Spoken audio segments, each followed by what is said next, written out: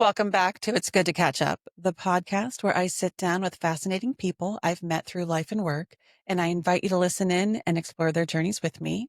I'm your host, Jen Lorenzini. The blessing of working in and around cutting technology for nearly 30 years has been my ability to flow between different industries, one of which is media and entertainment. I have had the pleasure of working at Cablevision, BBC, Fox Sports, as well as being on the solution side for titans of industry. And this is where I meet my next guest. She truly embodies what it means to lead with passion and purpose in the dynamic world of broadcast media. She's a seasoned executive, a masterful storyteller, and a driving force behind some of the most impactful live coverage we've seen on television. From her early days at local stations to rising through the ranks at CNN, and now as Senior Vice President at the Weather Channel, Angie Massie has been at the forefront of critical news events, earning prestigious awards like the DuPont and Peabody Award, and just won the News and Documentary Emmy Award for Outstanding Breaking News. She's not just a leader in the newsroom. She's a dedicated mentor, deeply committed to nurturing talent and fostering innovation. We touch on a variety of topics on her career, her team, imposter syndrome, and just being a working mom in today's world. Today, I'm absolutely thrilled to catch up with Angie Massey. It's good to catch up.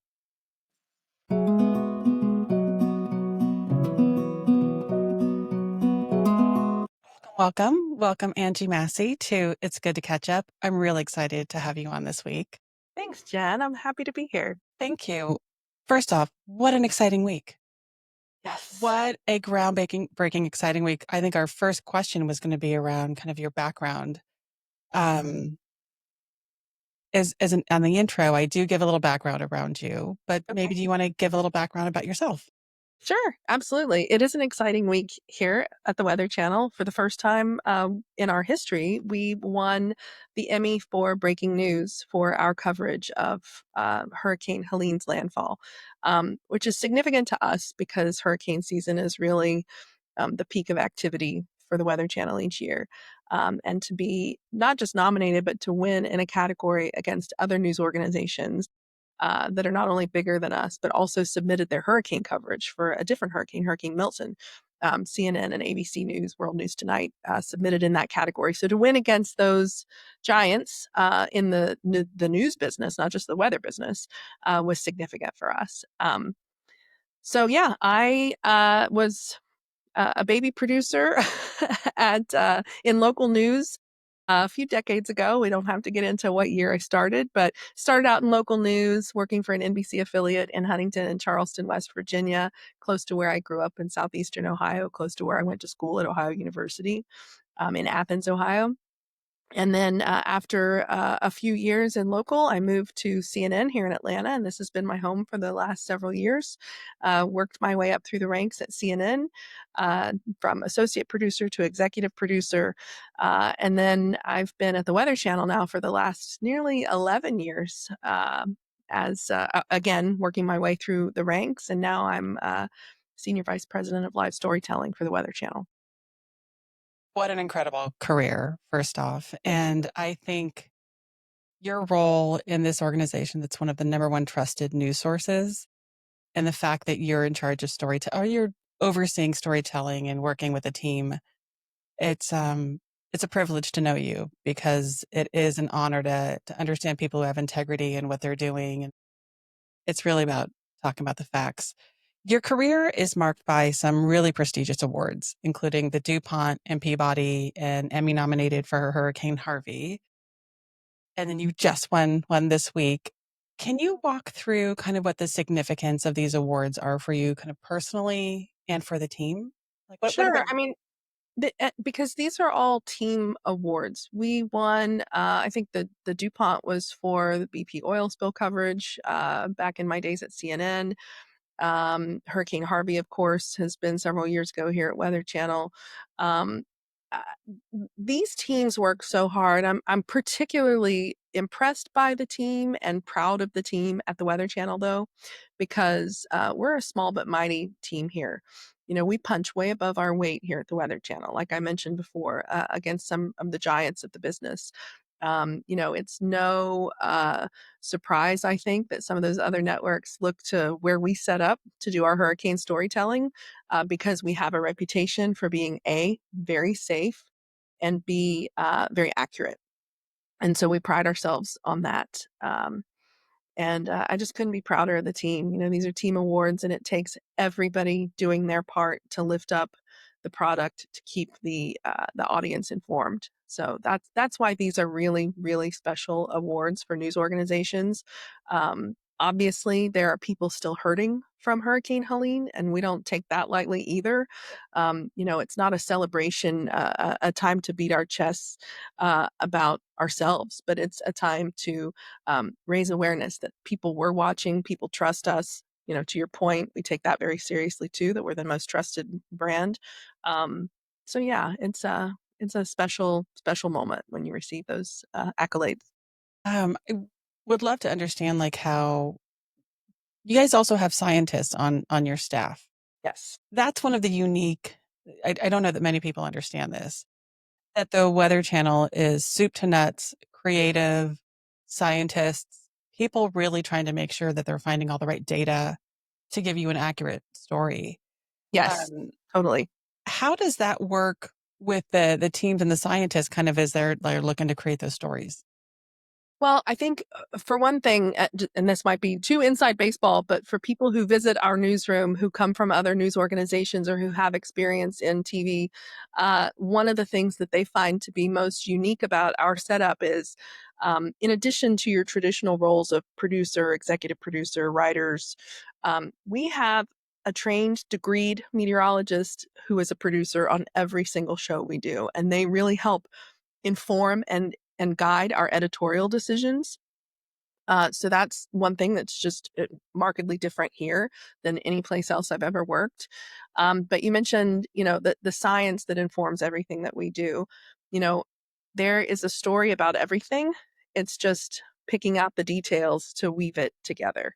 And our scientists and our journalists work so closely, and there's tremendous respect on both sides for, you know, uh, conveying the facts and doing it in an interesting way. And I think one example of that is our immersive mixed reality storytelling that we do.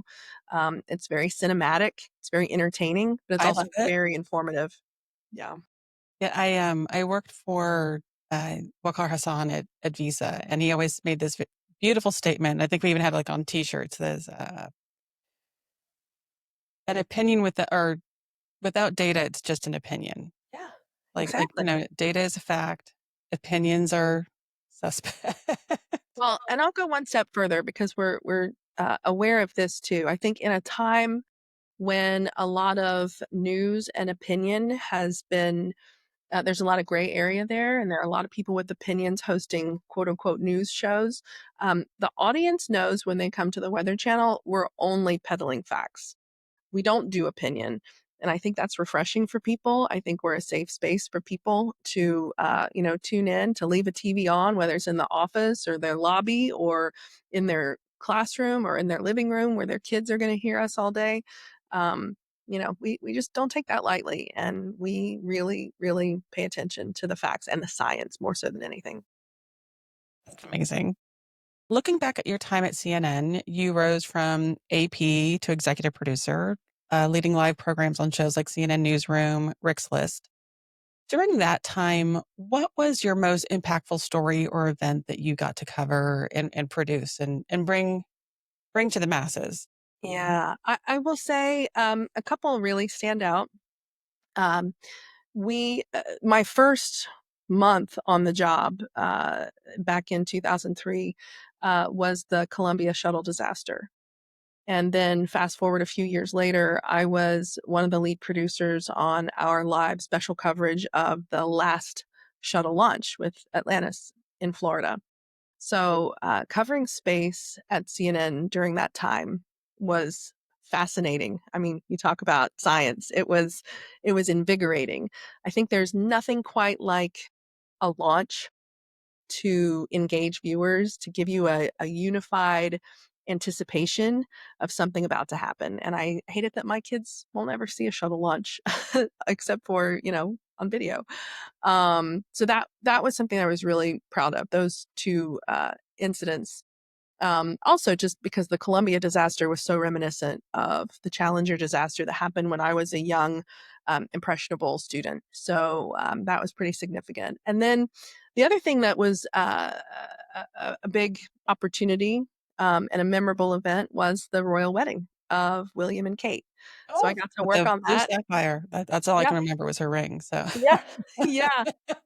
I remember, putting together the fact book for that, and being in the control room in New York and talking to all of our folks who were on the other side of the pond producing coverage. And it was, again, huge team effort.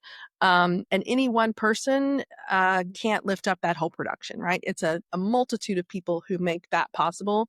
Special events at CNN is and was just a really incredible operation. And I got to work with some of the networks, you know, foremost experts on event production for those two. that is awesome.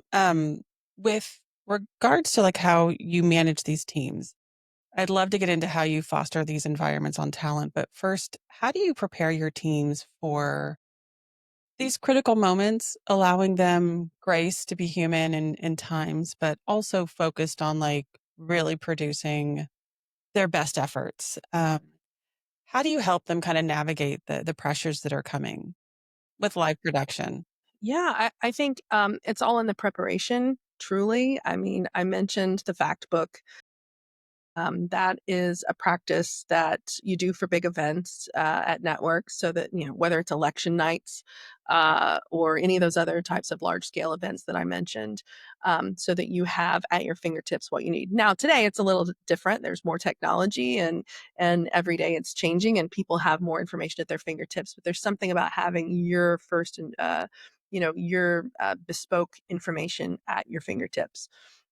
So preparation is everything, and then repetition, it's kinda like training, I'll equate it to sports. There are exercises and drills that you do every day. It's in the little details. If you don't get it right in practice, you're not gonna get it right in the game. And so, there are probably people on my team who think I'm tough on them on the small stuff, but it's because, if you can do it in your sleep when it's the small stuff, then you can do it under pressure when it's the big stuff. That So, reminds me of cheerleading. That was the motto for cheerleading was, "If you don't go all out." yes. I wasn't the best athlete. My family come my nephew's going to the MLB. That was the, announcement this week from our family. Amazing, Yes. congratulations, Yeah, that's he was smart doing work. better BP than I was. I was getting hit in the head. That's awesome. I will say, I was just talking to another guest the other day. We were talking about how PowerPoints need to be very particular. And one of my former mentors, or she's still my mentor, Karen, she's I think the chief risk officer at MasterCard, was very considered on how PowerPoints went. And we always thought, like, oh man, she's making a big deal of this. Mhm. Until we saw an executive get distracted because of a PowerPoint. And they were trying to figure out how to really digest the information that was on there. And it was embarrassing for her. And we're like, never again. We'll never let those little things happen. So Right, yeah. I also know your team personally. Yes. Um, you give them so much room with your space to really explore new technology, new way of thinking. Obviously, I'm Pattern's number one fan. At some point, I loved what you were doing. How do you really foster an environment with all the new technology that's coming on? How do you foster those environments that really thrive with innovation and integrity? You have to be really intentional, I think, about giving people room to kick the tires on new stuff. And anybody who's been in business, not just our business, but in business for any amount of time, can recognize that not every idea is a good idea, but you can't rule out the bad ones until you try a lot of things. And so I think we give ourselves, as a leadership team and just as a company in general, we give ourselves a lot of space to try new things. and say, no, that's not going to work, but I like this one aspect that maybe we can apply to this other thing over here. I had an employee not long ago say that he's never worked someplace that was more embracing of technology than the Weather Channel. And I think that's why we're considered leaders in the space. I mean, there are things that the Weather Channel has been doing, like with automated voice of Local on the Eights for decades, and now automated voiceover is a topic du jour with some of the emerging companies doing AI. So yeah, I think you just have to foster a sense of experimentation, and there's no bad answer. There's just efforts to, like I say, kick the tires on things, try stuff out, and see what works and what doesn't. I love it. You also have to manage crises in your business continuity. You were talking about the book. Um, can you give an example of a time you've navigated as a leader and really had to demonstrate what resilience and communication looks like? You know, one of the things about working for network news and a network that covers natural disasters for a living is that you're accustomed to crises, right? So, um, storm coverage in and of itself is a crisis because somewhere someone is having their worst day ever, and their worst day has to be our best day. We have to be on top of things.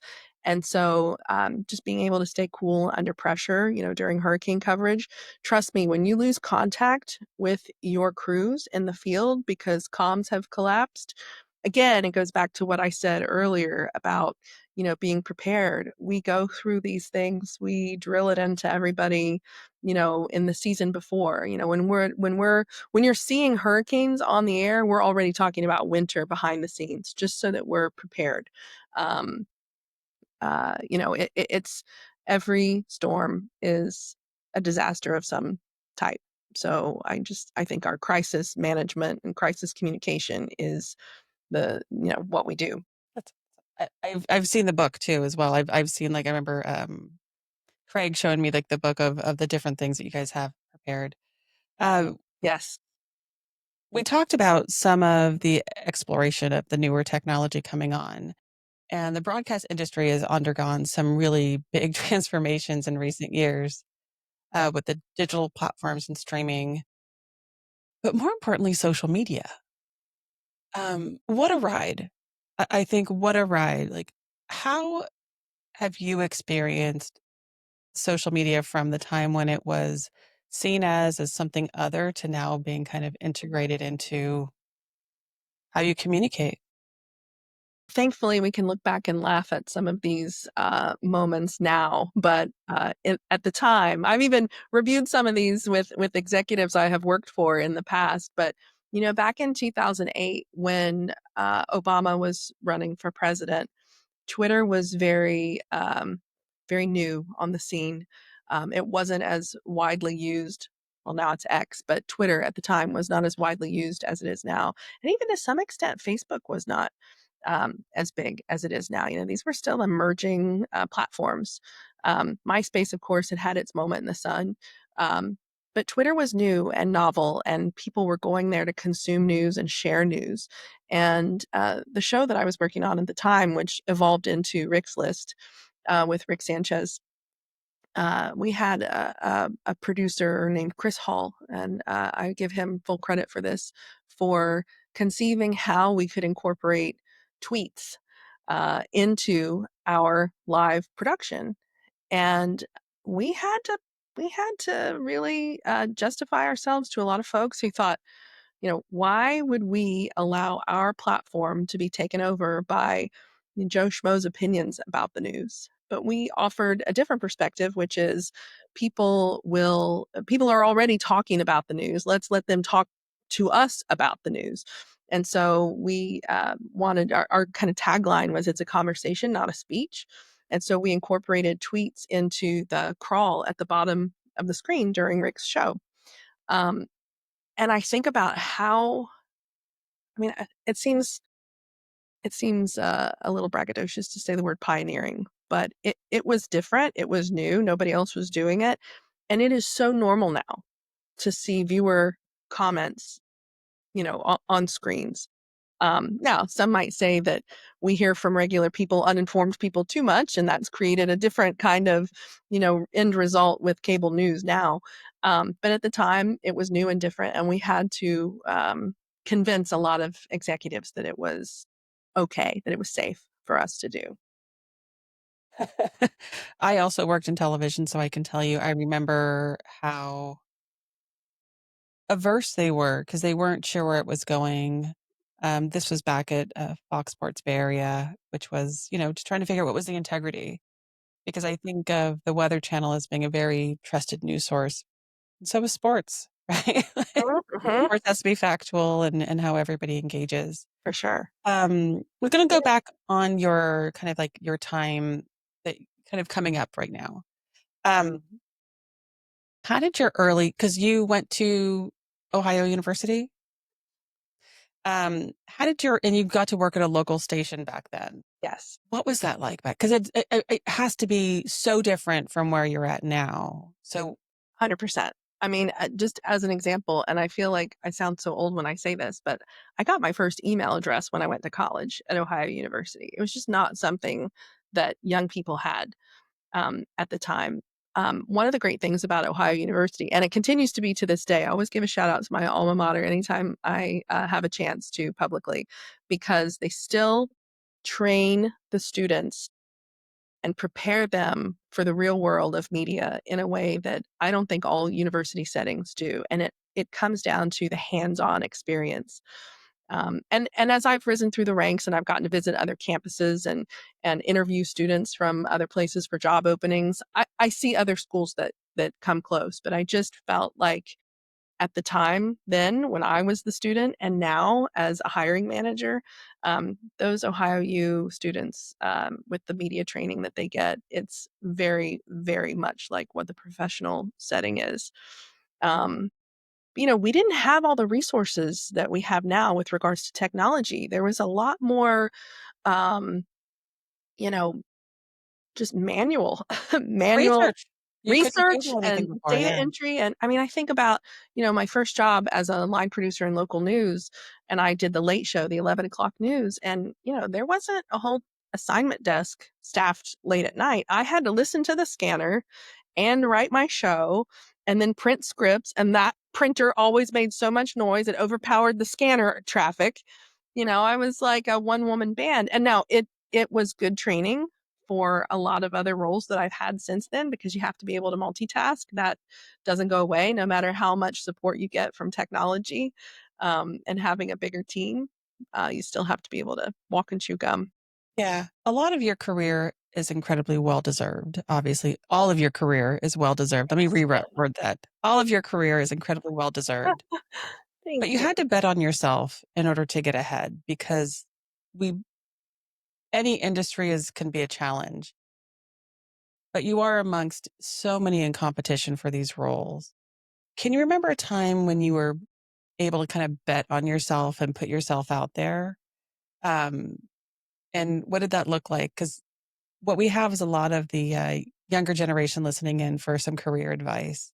And I'd love for them to understand how betting on yourself matters Yes. and following through on betting on yourself as well. Betting on yourself and believing in yourself. And I think, particularly for us as professional women, sometimes you're trained to second guess or to listen to that little bit of self doubt. I'll go so far as to say I've suffered from a lot of imposter syndrome over the years. Um, I remember one role I had where I was being considered for a promotion, and I was like, I don't know if I deserve that promotion because they might find me out. They might realize that I don't belong here. I'll go one layer deeper than that. That imposter syndrome, I think, relates a lot to where I come from because I am from Appalachia. I'm from southeastern Ohio on the border of Kentucky and West Virginia. My first year at college, I was only 85 miles from home, but people thought that I was from Tennessee because of my southern accent. Um, I had to learn how to speak differently. And as I was exposed to more and more things, obviously, you can take the girl out of Appalachia, but you can't take the Appalachia out of the girl. um, I encountered people along the way who were um, rude, condescending, thought they were smarter than me, thought they were better than me, thought they deserved the spot more so than I did. I was constantly having to prove myself, and that had as much to do with where I came from as it did, being a woman or what roles I was up for. So, yeah, I think you just have to bet on yourself, because you know deep down what you know and what you Yeah. don't know.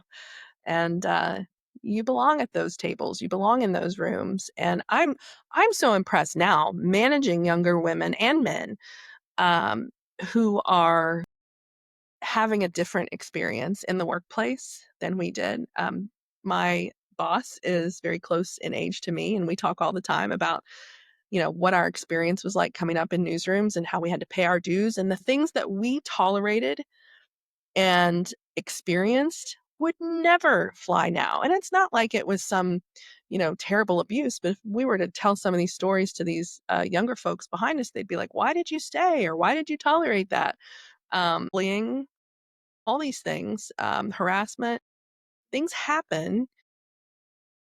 But this next generation, the new emerging, first jobs, entry level folks are so much further ahead in the game than we were I because think of that awareness the and their blessing for tolerance. them, yeah, the blessing for them is there was an incredible amount of sexism when it comes to, like, the admin tasks of take notes, do this. I have myself kind of self-sabotaged because I'm like, "Oh, why me? This doesn't feel natural." And I'm grateful for the new tools. Thanks, Gemini, Yeah, on some things. exactly. Yeah, I exactly. still have my Google roots, but, like, I love that because it takes it away. Like, you now can be active and engaged, and, it's not like there wasn't somebody that has to verify things later and follow up with people, but it was really those very condescending feelings of just being the admin in the room or just being there to take notes, and, um, I'm grateful that they don't have to experience it, that they can sit at the table and they can lean in and ask a question. Um, Actually, because I think we are around that same age. How do you how have you changed in the way that you navigate a suggestion from some of the more junior folks in your team that isn't gonna work out, but you need them to try it? I think I'm way more willing now to say, "I don't know," or to say, "I don't have the answer, but why don't you go check that out or look into it and let me know how it Nice. goes?" Um, I think, there have been times where I've probably been considered a micromanager. I don't really think I am that way anymore. As I've aged, I've gained more of a sense of I don't have to have my fingerprints on everything for, uh, for me to have influence. Um, that's changed a lot. Just trusting people more to make their own mistakes and knowing that their mistakes don't reflect on me the same way my mistakes shouldn't and don't reflect on them. So, yeah, I think just a willingness to say I don't know is something that I've really picked up on as I've hit my stride in my middle age. I love it. My reverse psychology is always in, "Sounds good." My spidey sense says, "You're gonna hit this roadblock." And if you think that that might happen, just make sure we have a plan for that roadblock. Yes. And that's I think always that's great. I also get to cheat because my son's 29, so, most of my new colleagues are his age. So Yeah. it's like, "Oh, Try well, this out on let you. me figure this one out." Yeah. How do you communicate to your kids what you do and the importance of what you do? It's so funny. I was literally at the Emmy Awards Wednesday night with people who are at the peak of their careers, doing the best work of their lives in a very high profile industry. And I was getting text messages about swim meets and a reminder about my volunteer shift for swim team that's coming up. And I joked to my colleague sitting next to me, I'm like, nothing keeps you grounded like, the swim meet text updates while you're sitting at the Emmys. Um, my kids don't know a ton about what I do as they're getting older because I have 11-year-old twin daughters now. As they're getting older, um, I think they have more of a sense of, mom's in a leadership role because people call and ask her questions, and she kinda sounds like, she might have important decisions that she has to make.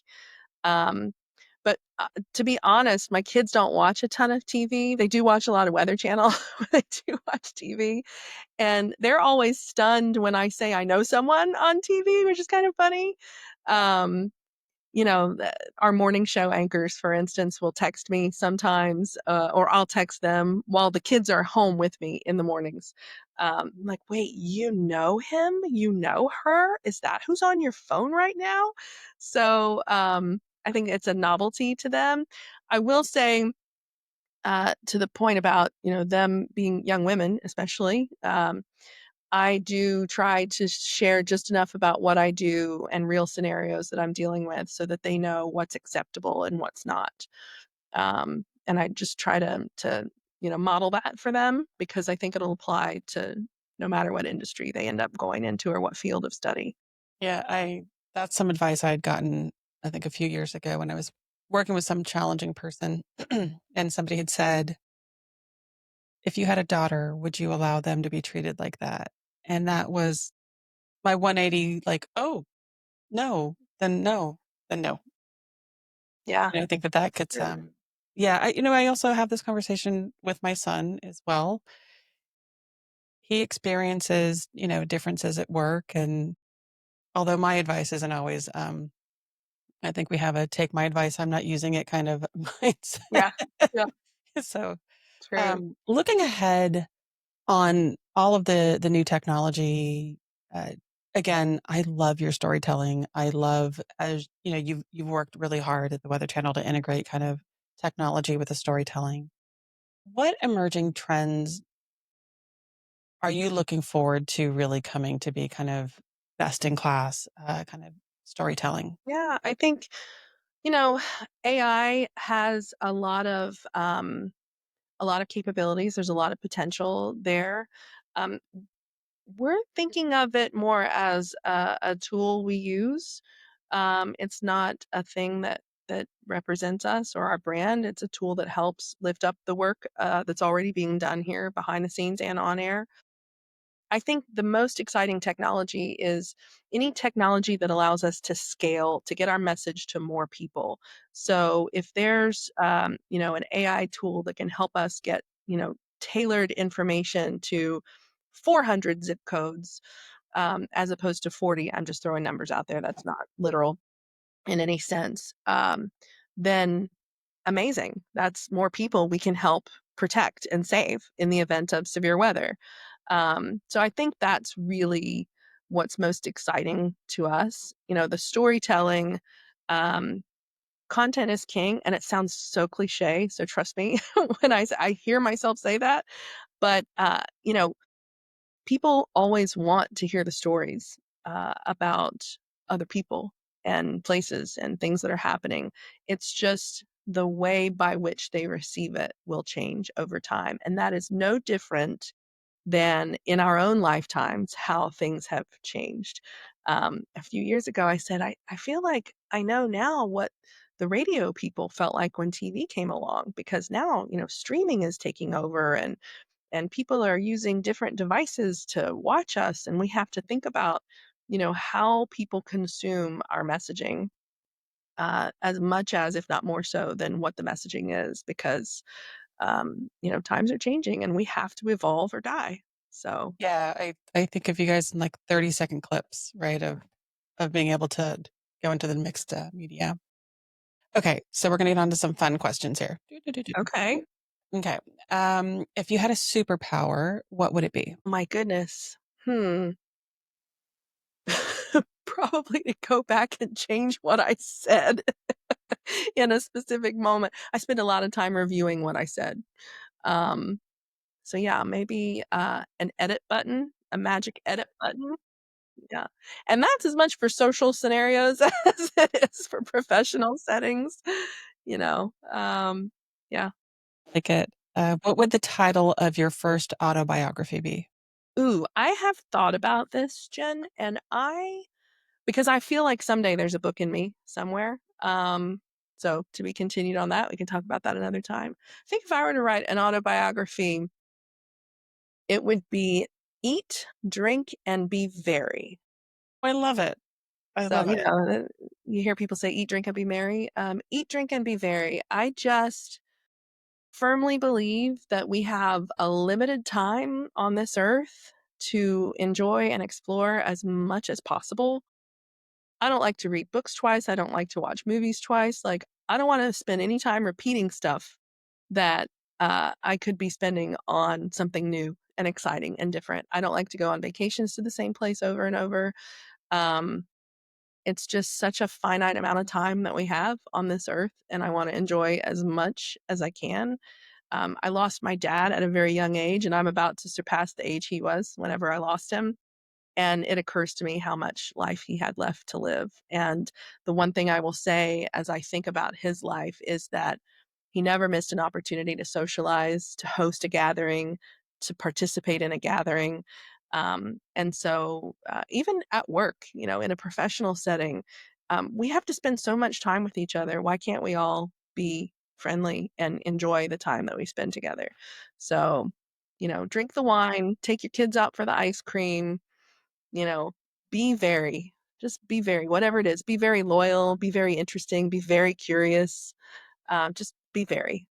Like this and be very kind. I try to be Yes. kind until I'm not Yes. kind, and then all of a sudden I'm trying to do the undo button as well. And we'll end with this one. If you Okay. had the chance to have a conversation with your younger self, let's say 18, what words of advice would you give them?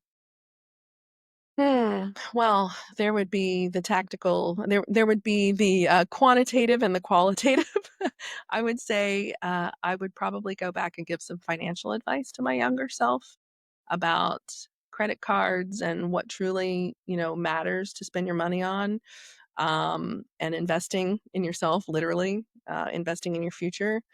Um, and then qualitatively, I would go back and say, stop worrying about what everyone else thinks and worry about what you think and feel, and stay true to that because your gut is going to be right more times than not.